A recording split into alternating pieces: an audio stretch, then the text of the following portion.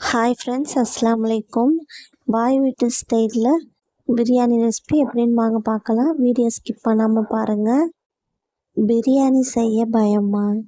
குலையாமல் உதிரியாக சிக்கன் ஜூஸியாக வரணுமா? இந்த சிம்பிள் மெத்தடை ஃபாலோ பண்ணி பாருங்கள். நீங்களே அசந்து போயிடுவீங்க. உங்களுக்கு பிடித்தமான மணக்க ஒரு சிக்கன் பிரியாணி ஹோட்டல் சுவையில் வீட்டில் செய்யணுமா? இந்த வீடியோவை மட்டும் முழுசாக பாருங்கள். வேறு எந்த வீடியோவும் தேட வேண்டிய அவசியமே இருக்காது. மறக்காமல் ட்ரை பண்ணி பாருங்கள். உங்களுக்கு பிடிச்சிருந்தா ரெட் ஹார்ட் கொடுங்க மறக்காமல். நிறைய பேர் பிரியாணி செய்யும்போது பண்ணுற ஒரே தப்பு தான் சுவையை குறைச்சிவிடும். இன்றைக்கி நான் சொல்ல போகிறது இந்த ஒரு சீக்ரெட் மசாலா பொடியை மட்டும் சேர்த்தா பாருங்கள், ஹோட்டல் பிரியாணியை ஓட விட்டுருவீங்க. பிரியாணி சட்டி எடுத்துக்கணும். சட்டி காஞ்சோன்னு 2 கரண்டி எண்ணெய், 2 கரண்டி நெய் சேர்த்துக்கணும். பட்டை, ஏலக்காய், கிராம்பு இடிக்க விட்டுக்கணும்.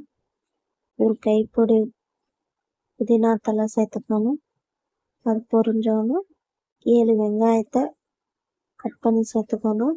வெங்காயம் வதங்கத்துக்கு ஒரு கரண்டி கல்லுப்பு சேர்த்துக்கணும். 3 பச்சை மிளகாய் சேர்த்துக்கணும்.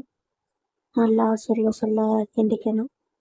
வெங்காயம் வதங்கினோன்னு 2 கரண்டி இஞ்சி பூண்டு பேஸ்ட்டு சேர்த்துக்கணும். நல்லா சொல்ல கிண்டிக்கணும். ஒரு கரண்டி காஷ்மீர் மிளகாத்தூள் சேர்த்துக்கணும். கலருக்காகவும் காரம் கம்மியாகவும் சேர்த்துக்கணும். அரை கரண்டி பட்டை ஏலக்காய் பொடி சேர்த்துக்கணும், வீட்டில் அரைச்சது. நல்லா சொல்ல கிண்டிக்கணும். 6 தக்காளியை பொடியாக கட் பண்ணி சேர்த்துக்கணும். நல்லா சொல்ல கிண்டிக்கணும். சிக்கனை கழுவி வச்சு சேர்த்துக்கணும். நல்லா சொல்ல கிண்டிக்கணும்.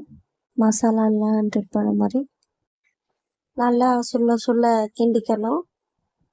4 கரண்டி தயிர் சேர்த்துக்கணும். நல்லா சொல்ல கிண்டிக்கணும். ஒரு கைப்பிடி கொத்தமல்லி தழை சேர்த்துக்கணும். நல்லா சொல்ல கிண்டிக்கணும். 2 உலக்கு அரிசிக்கு 4 உலக்கு தண்ணி சேர்த்துக்கணும். நல்லா கிண்டி விட்டு ஒலை கொதிக்கிற வரையும் மூடி வச்சுக்கணும். ஒலை கொதிச்சோன்னா துளசி அரிசியை கழுவி சேர்த்துக்கணும். நல்லா ஒரு கிண்டு போட்டு மூடி போட்டு வச்சிடணும். லெமன் புழிஞ்சுக்கணும். 2 லெமனை புழிஞ்சு விட்டுக்கணும். நல்லா ஒரு கிண்டி விட்டுக்கணும். தம்மில் போட்டு இறக்கணும். ரெடி ஆயிடுச்சு. ட்ரை பண்ணி பாருங்கள். மறக்காமல் ரியா சமையலை சப்ஸ்கிரைப் பண்ணுங்கள். உங்கள் ஃப்ரெண்டு ஃபேமிலிக்கு ஷேர் பண்ணுங்கள். வேறு எந்த ரெசிபி வேணும்னு கமெண்ட் பண்ணுங்கள். உங்களுக்கு